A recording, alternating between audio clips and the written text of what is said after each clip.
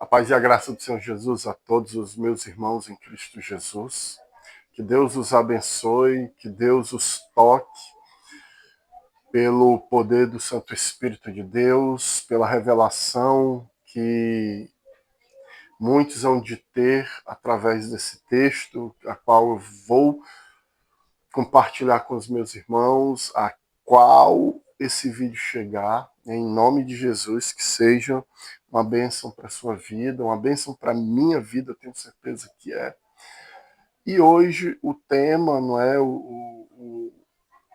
a ideia é falar sobre o que Jesus nos deixou no texto de Mateus 23, a qual a minha epígrafe tem como texto: Jesus condena a hipocrisia, e essa hipocrisia não é de outra a não ser dos fariseus e dos mestres da lei.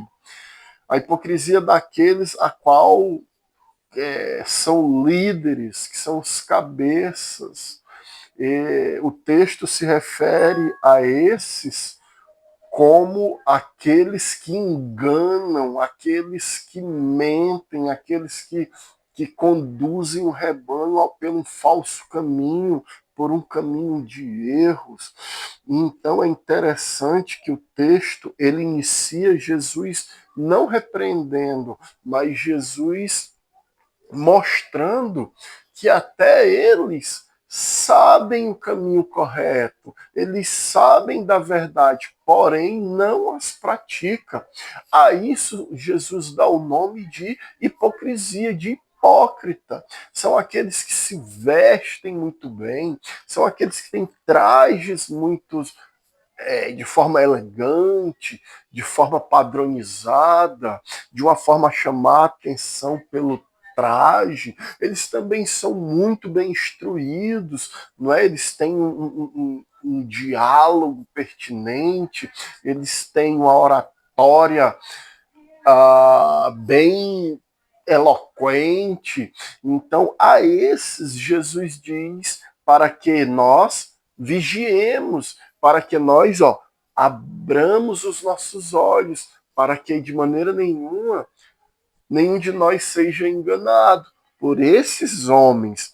O verso 1 de Mateus 23 diz: Então Jesus disse à multidão e aos seus discípulos: os mestres da lei e os fariseus se assentam nas cadeiras de Moisés. Ou seja, eles continuam disseminando, pregando, ensinando a lei. Eles se alicerçaram na lei, eles continuam enraizados na lei. Porém, o verso 3 diz: obedeçam a eles. Por quê? Por conta da lei.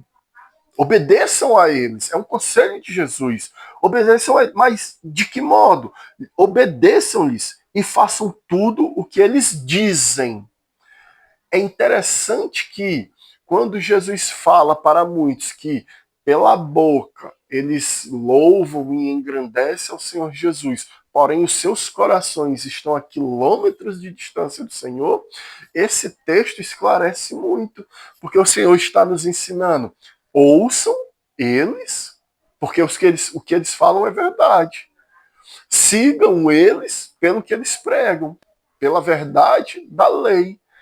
Porém, existe uma vírgula gigante. Ele diz: obedeçam-lhes e façam tudo o que eles dizem, mas não façam o que eles fazem. A hipocrisia está aqui.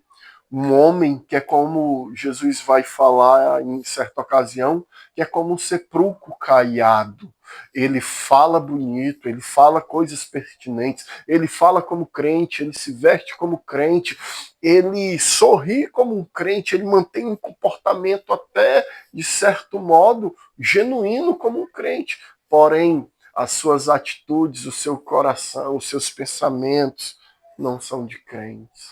Ele é crente na frente da igreja, ele é crente nos discursos que ele promove, que ele prega da sua oratória, mas o seu coração nunca nasceu de novo, nunca teve um encontro com o maravilhoso Cristo. Você percebe que quando vamos até Jeremias no capítulo 20, a partir do verso 1, nós vemos falar sobre um sacerdote ali chamado Passur. E Passur no hebraico significa liberdade. Porém, no capítulo 20, Jeremias é preso por tudo que Jesus revelou a ele, que o Senhor Deus entregou a ele. Jeremias vai pregar sobre o cativeiro que estaria por vir, o cativeiro babilônico, que o povo ficaria preso por 70 anos, que a cidade seria destruída, que os portões da cidade seriam destruídos. Então, Jeremias anuncia a revelação do céu para aquele povo, e aquele homem, Passur, ele se revolta, porque em Jeremias 14 já é falado sobre ele. Ele fala visões que Deus não deu para ele fala sobre sonhos que Deus não deu para ele ministra revelações que veio diretamente do seu próprio coração, é o desejo da mente e do coração daquele homem. Então, aquele homem que tem por seu nome o significado de liberdade, e aí eu me lembro de Jesus desenrolando o rolo do texto na sinagoga e dizendo que aquele texto, naquele dia, se cumpria. Ele dizia: pregar para os oprimidos, libertar os cativos, pregar a todos aqueles necessitados, e ao final ele diz que hoje aquilo que estava descrito no texto que ele leu se cumpria, o povo se revoltou contra ele. Por quê? Porque não aceitam essa doutrina. Esse é o mundo hipócrita desses líderes perversos. Ele tem ideias de si mesmo, eles se movem em emoções de si mesmo, do seu próprio coração, e rejeitam a Deus. Eles o rejeitam.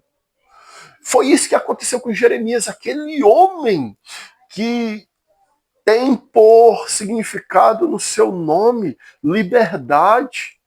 Ele manda prender Jeremias no capítulo 20.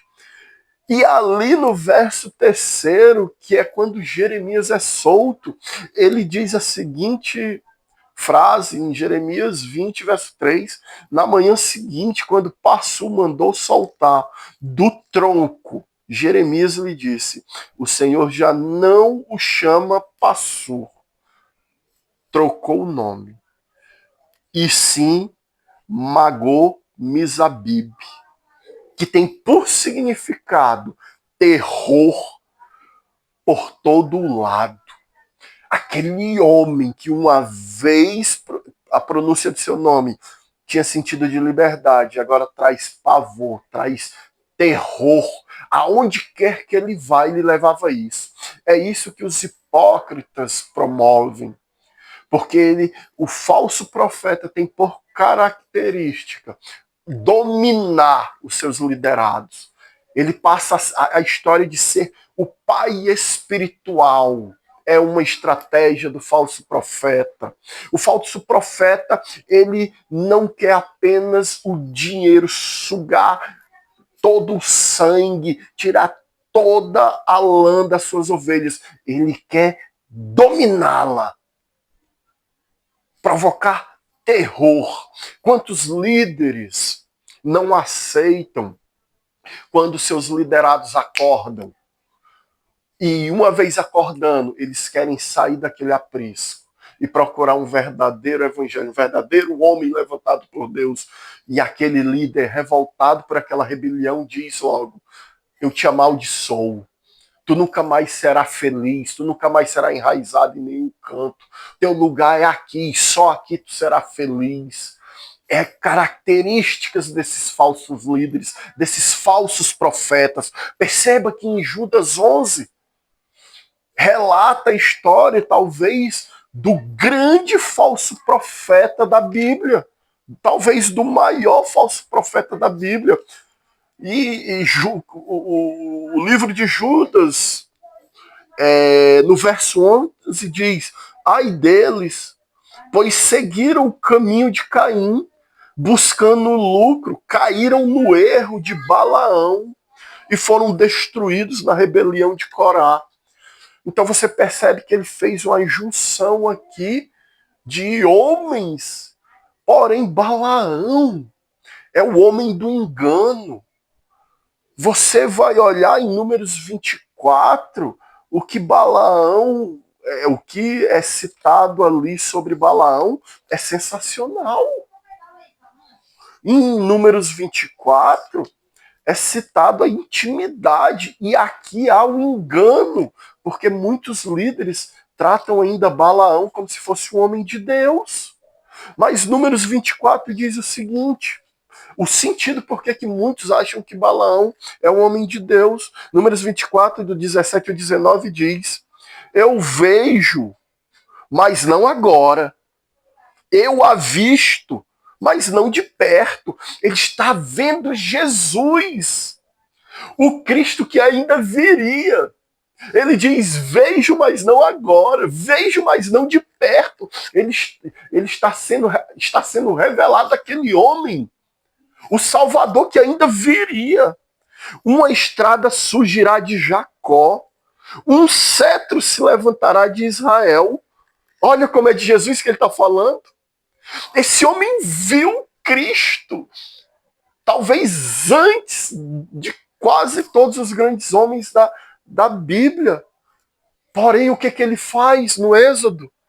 O povo vai atravessando ali e o rei Balac manda chamá-lo. Aí muitos vão dizer, mas Balaão disse, eu só vou se o Senhor me mandar. Mas no final o que ele faz? Ele dá estratégia para aquele homem fazer o povo pecar, se distanciar do Deus Todo-Poderoso. Ele diz, eu não vou amaldiçoar o povo, porque eu não posso. Porque o que Deus amaldiçoa, ninguém pode amaldiçoar. Porém, ele diz, mas manda mulheres, as mulheres moabitas, as mulheres amonitas, e isso vai fazer com que eles pequem. Isso vai ser a grande desgraça daquele povo. E tudo isso ele fez por quê? Por poder, por dinheiro, porque foi isso que foi prometido a ele. Balaque, o rei, diz: te darei teu peso em ouro. Homens que se levantam como líderes, mas com desejo no coração de favores sexuais. Só o que nós vemos hoje, grandes líderes caindo em adultério, em fornicação com as irmãs, em troca de favores sexuais. Como muitos já se sabem, líderes com bolsos forrados de dólares, com mansões e riquezas, porque se levantaram não pelo amor à pregação e à ministração do evangelho, mas pelo retorno financeiro. São Balaãos dos tempos modernos. Percebam que Pedro vai falar em 2 Pedro, no capítulo 2, sobre o mesmo falso profeta, sobre o mesmo Balaão. 2 Pedro, capítulo 2. E no verso 15, a partir do verso 15, ele diz: eles abandonaram o caminho reto. Eles quem? Esses falsos profetas, que se baseiam, que se sustentam na doutrina de Balaão.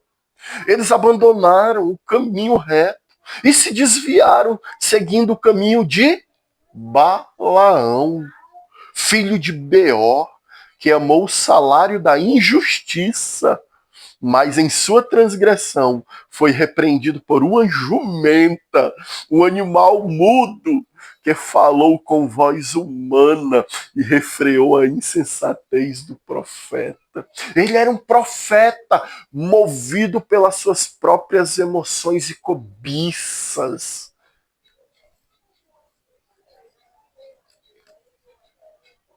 O ministério pastoral, hoje temos apóstolos brotando como se fosse água da terra. Todos podem se candidatar ao cargo do apostolado, do profeta, homens que inflam seus peitos, não é? E com o peito como se fosse um de pombo inchado, batem neles e dizem: eu sou apóstolo, eu sou profeta. E não nunca nasceram de novo. Talvez no fundo dos seus corações, assim como está, se não me falha a memória, em João 3, a conversa entre Jesus e Nicodemos. Eles até podem saber que é necessário nascer da água e do Espírito, porém nunca tiveram essa experiência real. Conhecer a letra, até Satanás conhece. O problema é, você nasceu de novo, esses líderes nasceram de novo, algum deles realmente reconhecerão o Filho do Homem montado em glória e vindo com todos os seus anjos em busca da sua noiva, gloriosa e adornada, pronto para o encontro naquele dia. Abram seus olhos, busquem a Deus, desobstruam seus ouvidos, escutem a voz do Todo-Poderoso que grita, que ressoa a todo aquele que se arrepende e que se abre ao agir do Santo Espírito de Deus. No santo nome do Senhor Jesus, meu irmão, que essa palavra toque teu coração, ministre ao teu coração e te revele o dia que você está vivendo. Em nome de Jesus, amém.